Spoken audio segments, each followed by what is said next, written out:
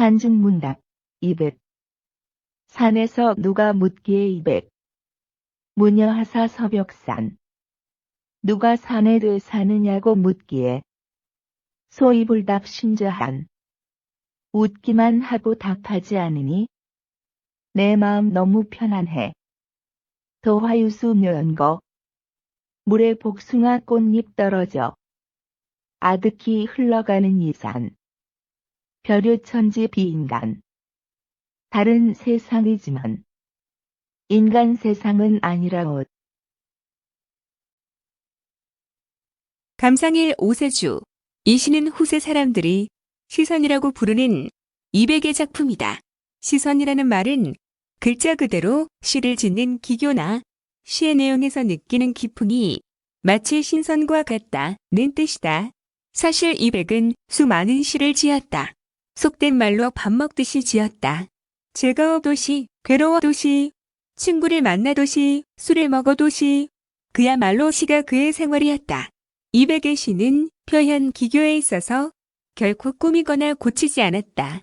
있는 그대로 마치 이미 다 익은 과일 나무에서 과일을 따듯 그렇게 쉽게 시를 지었다.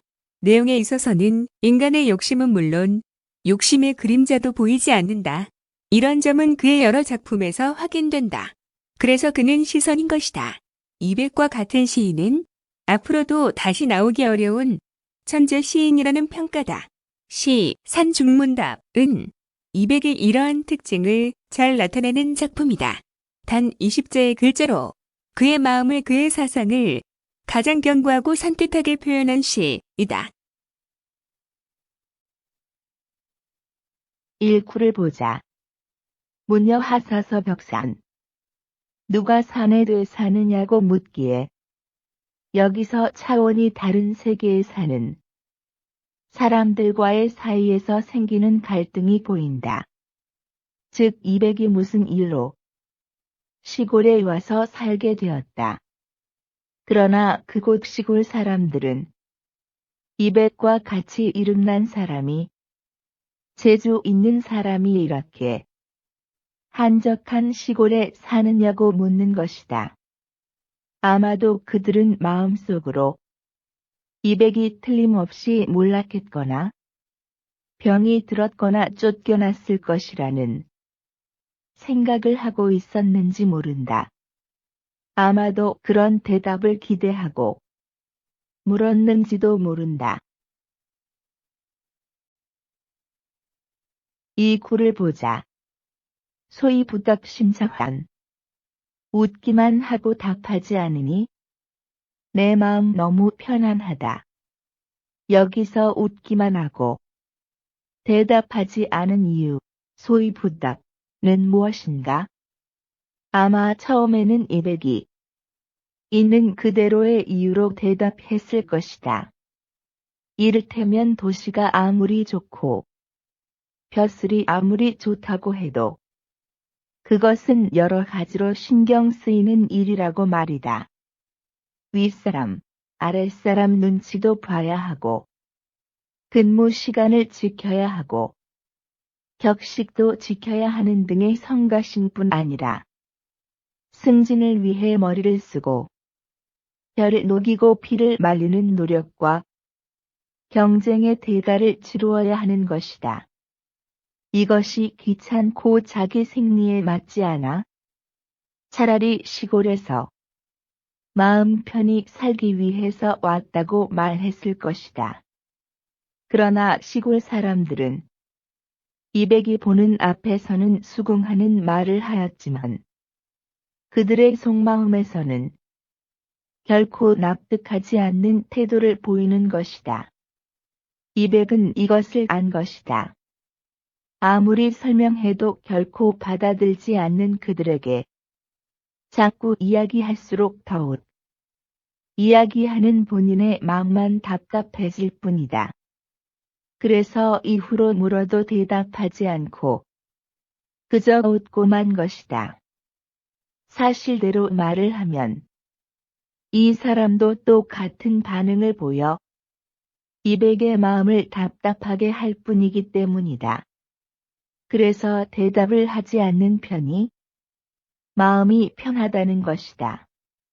이 사람들은 도시의 번화함과 벼슬살이의 해환과 더러움을 겪어보지 못한 사람들이므로 그런 생각을 가지는 것이 당연하다는 것을 알게 된 것이다. 3구를 보자. 도화 유수묘 연거. 물에 복숭아 꽃잎 떨어져 아득히 흘러가는 이 산.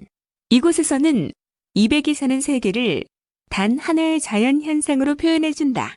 곧 그가 살 곳으로 선택한 청산, 산이 높아 비탈진 골짝 물에 떨어진 복숭아 꽃잎은 흐르는 골짜기 물을 따라 한없이 흘러가는 자연 법칙이 지배하는 곳이라는 것이다. 복숭아 꽃잎은 바람이 불어서 떨어지고 떨어진 잎 열앗 중에서 골짜기 물에 떨어진 것은 흐르는 물 따라 높은 곳에서 낮은 곳으로 그 높이의 차이가 없어 물이 정지할 때까지 그렇게 멀리 흘러가는 것이다. 아무것도 거부하는 것이 없다. 그냥 자연 법칙에 순응하는 것이다. 사람처럼 처지에 따라 싫어요. 지금은 너무 바빠요. 더 중요한 약속이 있어 못 가요라고 말하지 않는다. 많은 이익을 남기기 위해 억지로 과일을 익히지도 않는다. 남의 시선을 의식하여 가장하거나 싫어도 억지로 행동하지도 않는다. 억지로 참지도 않는다. 있는 그대로 자연 그대로 행동하는 곳인 것이다. 4구를 보자. 별유천지비 인간. 다른 세상이지만 인간 세상은 아니라오. 이곳에서 200은 서로 대립되는 도세계인 청산세계와 인간세계를 제시하고 청산의 세계를 긍정하고 있다. 여기서 천지는 단순히 인간이 사는 공간으로서의 지구를 지칭하는 것은 아니다. 그것은 하나의 의식세계를 의미한다. 우리는 인간으로서 같은 하늘 아래에 있어도 서로 다른 의식세계를 가진다. 곧 쌍유사회, 하류사회, 어른세계, 아이세계, 학생세계, 여성세계, 남성세계, 교수세계, 회사원세계 등과 같은 하나의 의식이 같은 집단을 의미한다. 즉 하나의 서로 다른 차원의 세계를 말한다. 인간은 인간세계를 의미한다. 현실적 인간세계는 능률과 이익의 법칙이 지배하는 세계이다. 여기서는 모든 것이 합리와 능률과 이익에 맞는 쪽으로 움직인다. 그것이 최고의 가치로 추구된다. 이 두 개념을 종합하여 위 구절의 의미를 새겨보면 결국 내가 사는 곳, 청산은 분명 다른 세상인데 무엇이라 정확히 이름 붙일 수는 없지만 확실한 것은 능률과 이익 법칙에 지배되는 인간 세상은 아니다 라는 것이다. 200이 긍정하는 청산의 세계는 인간의 욕심이 배제된 세계다. 걱정이 없고 무리가 없는 자연스러운 세계, 구속이 없는 진정 자율스러운 세계다. 그가 부정하는 세계는 능률이 강요되고 이익이 추구되어 눈치와 체면과 욕심이 난무하여 경쟁과 음모와 무리가 자행되는 인간 세계다. 결국 그는 이 시에서 우리에게 당신들은 어느 쪽을 선택할 것인가를 묻고 있다. 200은 이 시를 통하여 끊임없이 권하고 있다. 더 늦기 전에 아까운 생명력이 헛되이 소모되기 전에 바른 판단을 하라고 인간 세계의 이익과 능률의 법칙에 얽매여 짓눌려 사는 우리들에게 외치고 있는 것이다.